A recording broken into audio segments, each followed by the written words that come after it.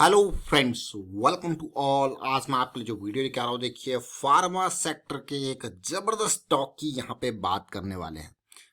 Almost मैं कहूँगा debt free ये स्टॉक है, क्वालिटी बहुत ही जबरदस्त। लेकिन अगर पिछले मैं कहूँगा अगर 10-11 महीनों को देखूँ, जहाँ पे मार्केट बिल्कुल तूफान पे थी और मार्केट ने इतनी जबरदस्त छलांग लगाई, ये स्टॉक करेक्शन की फेज में चल रहा था। मतलब 10 महीने से ऑलमोस्ट सोया हुआ स्टॉक। लेकिन अब कुछ हलचल इस स्टॉक में देखने को मिल रही है। ऐसा लग रहा है कि अब ये जो करेक्शन है उसका टाइम खत्म, रैली का टाइम कभी भी स्टार्ट हो सकता है। तो देखते हैं स्टॉक डिटेल में। और आगे बढ़ने से पहले मैं आपको ये बता दूं, अगर आपने अब तक चैनल को सब्सक्राइब नहीं किया तो जल्दी से सब्सक्राइब कर लें और बेल आइकन को प्रेस कर लें, जिससे आपको नोटिफिकेशन आती रहेगी। अब मैं सीधे आपको इस स्टॉक की तरफ लेके चलता हूं। ये स्टॉक कोई और नहीं बल्कि Abbott India Limited. Abbott India, अगर आप मेडिसिन की दुनिया में देखो तो भैया ये एक बहुत ही ज़बरदस्त स्टॉक है।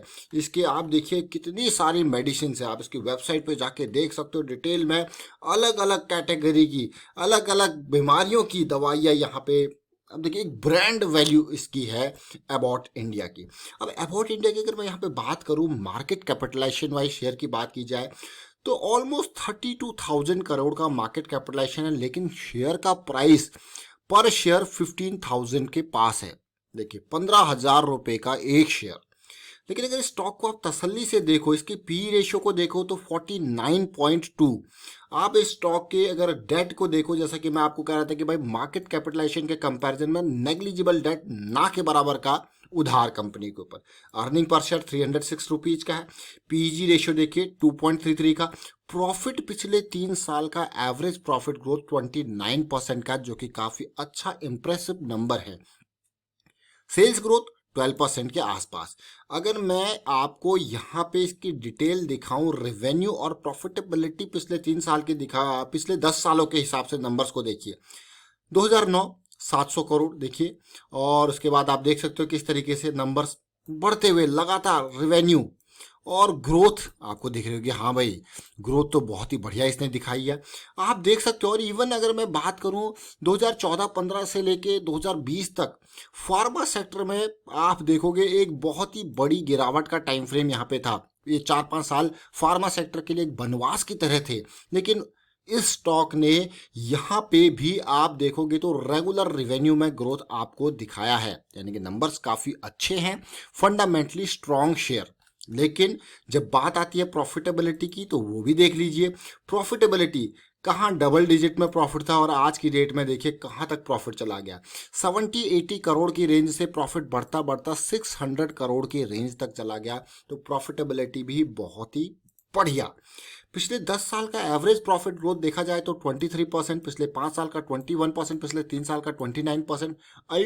मैं कहूँगा अल्टीमेट स्टॉक, अल्टीमेट प्रॉफिटेबिलिटी। लेकिन रिटर्न के हिसाब से पिछले 10 साल में 28 से 30% के सीएजीआर से रिटर्न दिया है, जो कि काफ़ी काबिले तारीफ है। तो क्वालिटी है, फंडामेंटली स्ट्रॉन्ग शेयर है, और क्या चाहिए एक रिटेल निवेशक को इस शेयर से बढ़िया। लेकिन मैं आपको हमेशा जब भी कोई भी स्टॉक आपको दिखाता हूं तो मैं आपको यही कहता हूं कि उस स्टॉक में जब भी आप उसको देख रहे हो तो अपने रिस्क मैनेजमेंट को, अपने गोल को समझिए, आपको बहुत मज़ा आएगा। देखिए अब इस स्टॉक को अगर मैं मंथली चार्ट्स पे देखूं तो आप देख सकते हो कि ये करेक्शन कितनी लंबी चली थी। 2015-16 से, जो कि आप देखिए 2018 की रेंज तक ये करेक्शन चली थी। वापसी हुई, बुलिश क्रॉस बना एमएसीडी पे, वापसी हुई बहुत ही बढ़िया। फिर से आती है रैली और फिर आती है करेक्शन। और इस करेक्शन को देखिए, बिल्कुल यहाँ से वापसी, बुलिश क्रॉस, करेक्शन में रिजोल्यूशन और वापस स्टार्ट देखिए। लेकिन फिर से जब मैं आपको कह रहा हूँ ना पिछले 10 महीने, तो आप देखिए क्लियरली ये मई जून के टाइम का पीक जो बनाया, उसके बाद ये भाई साहब वापस करेक्शन के टाइम फ्रेम पे चले गए। देखिए पिछले 8-10 महीनों अगर आप इस पूरी करेक्शन की साइकिल को देखोगे तो ये भी कुछ इसी तरीके की साइकिल चली और वापसी इस मई जून जुलाई में यहाँ पे वापसी यहाँ पे हो सकती है। जरा तसल्ली से देखिए, 20 ईएमए मंथली का सपोर्ट ले रहा है। अब आप कहोगे यार इस करेक्शन को अगर समझना हो तो भाई कहाँ जाना पड़ेगा, माइक्रोस्कोपिक व्यू, यानी कि हमारे छोटे टाइम फ्रेम पे। तो जो मुझे यहाँ पे एक अच्छी बात लगी वो ये लगी, जैसे कि लास्ट टाइम की अगर मैं करेक्शन को देखूं तो आप देखिए लास्ट टाइम की करेक्शन बुलिश क्रॉस बना था, एमएसीडी पे रेजोल्यूशन आपका स्टार्ट हो गया था। और यहाँ पे अगर आप देखो किस तरीके से पिछले साल अप्रैल मई के टाइम के पीक के बाद जब आपका बियरिश क्रॉस एमएसीडी पे बन गया था, तो मतलब करेक्शन की स्टार्टिंग हुई थी। ये वीकली का चार्ट है जिसकी मैं बात कर रहा हूँ।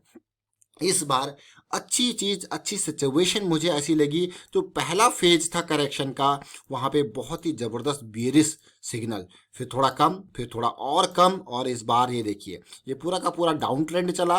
ये देखिए इम्पल्स करेक्शन डाउन साइड का, लेकिन चीजें बदलती हुई नजर आ रही है। और ऐसा लग रहा है वीकली चार्ट में पहली बार इस स्टॉक में ये हिस्टोग्राम जो है वो पॉजिटिव स्ट्रेंथ वाली चीजें आपको दिखा सकता है, जीरो से ऊपर की, जो कि आने वाले वीक्स में दिख सकता है। और वीकली सिग्नल पॉजिटिविटी, लेकिन अगर रिस्क मैनेजमेंट आप कहोगे यार 14,000 का स्टॉप लॉस रेडी हो रहा है और स्टॉक का बहुत लोग अब इसमें टारगेट देंगे, अलग अलग बड़े बड़े एनालिस्ट आएंगे इसमें टारगेट देंगे, कोई कहेगा 18,000 जाएगा, कोई कहेगा 21,000 जाएगा, और टारगेट्स इसके आने लग गए। लेकिन एज अ रिटेल इन्वेस्टर आपको किसी भी टारगेट को सेट करने से पहले मैं आपको कहता हूं कि रिस्क मैनेजमेंट सबसे इंपॉर्टेंट पार्ट है, और हमेशा अपने एफोर्डेबल रिस्क के हिसाब से ही अपने स्टॉक की क्वांटिटीज चूज करें।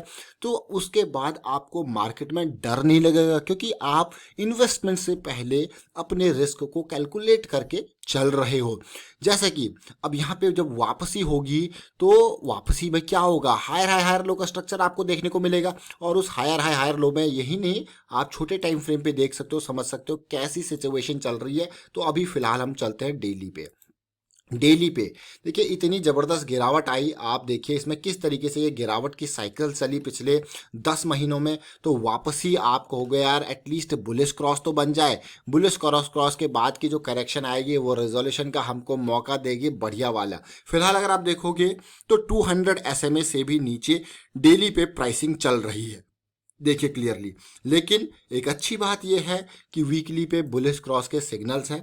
लेकिन अब वीकली के अलावा अगर आप देखोगे सिचुएशन डेली पे, यहाँ पे भी मूविंग एवरेज में बुलिश क्रॉस आपको देखने को मिल रहा है। देखिए क्लियरली बहुत ही अच्छी बात है, बहुत ही पॉजिटिव बात है। बट डेली पे अभी चीज़ें बदल रही है और वीकली पे बदलते हुए, और आपके गोल्स जो हैं उसी हिसाब से सेट होंगे। डेली पे जैसे ये लेवल पार होगा आपका एक हर्डल यहाँ पे क्लियर हो जाएगा, फिर अगला रेजिस्टेंस जोन जो है वो 15,600 के पास हमारे पास 200 SMA की लाइन का रेजिस्टेंस है।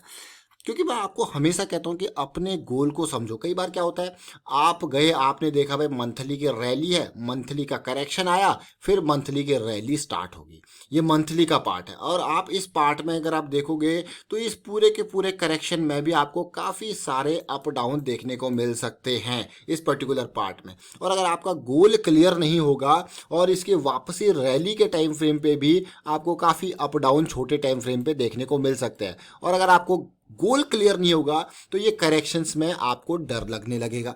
लेकिन अगर आपको गोल क्लियर होगा तो आपको पता है कि आपका गोल किसके बेसिस पे, मंथली की बेसिस पे है, तो आपको डर नहीं लगेगा। इस चीज़ को ध्यान रखें। और आपके स्टॉप लॉसेस आपके गोल के बेसिस पे होते हैं। क्यों? क्योंकि जैसे कई बार हम कहते हैं भाई वीकली स्विंग स्टार्ट होने वाली है, वीकली स्विंग स्टार्ट होने वाली है, और जो जॉइंट का फॉर्मेशन हुआ है उसके बॉटम पे आपका जो होता है क्या, स्टॉप लॉस। अब आप कहोगे हाँ भाई गोल आपको क्लियर है, तो उसके बेसिस पे आपके जो है एक्शंस होते हैं, आपके रिस्क मैनेजमेंट होती है। और फिलहाल अबाउट इंडिया जो कि पिछले 10 महीनों से यहाँ पे करेक्शन की मार झेल रहा है, कभी भी सिचुएशन बदल सकती है। जैसा कि लास्ट टाइम पे 2019 मई के टाइम पे सिचुएशन बदली थी, अप्रैल में आने वाला है, तो ये सिचुएशन यहाँ पे कभी भी बदल सकती है। अबाउट इंडिया में तो तैयार रहें। और अभी मैं ये कहूँगा कि स्टॉक में थोड़ा सा पॉजिटिव स्ट्रेंथ वापसी यहाँ पे वीकली पे नेक्स्ट वीक या कमिंग वीक में आपको ये जीरो से ऊपर जाता हुआ MACD देखने को मिलेगा हिस्टोग्राम पे, जो कि एक पॉजिटिव सिग्नल होगा। फिलहाल वाइंड अप करता हूँ इस वीडियो को। उम्मीद करता हूँ आपको समझ में जरूर आ रहा होगा। तो हमेशा स्टॉक मार्केट में आपको अगर इन्वेस्ट करना हो तो याद रखें, रिस्क मैनेजमेंट को पहली प्रायोरिटी दें। और अगर नए लोग हों स्टॉक मार्केट में, अगर वो इन्वेस्ट कर रहे हो, तो उनको मैं हमेशा कहता हूँ कि लर्निंग को प्रायोरिटी दें अर्निंग से पहले। एंड वीडियो को शेयर कीजिए, लाइक कीजिए। Thank you for watching the video.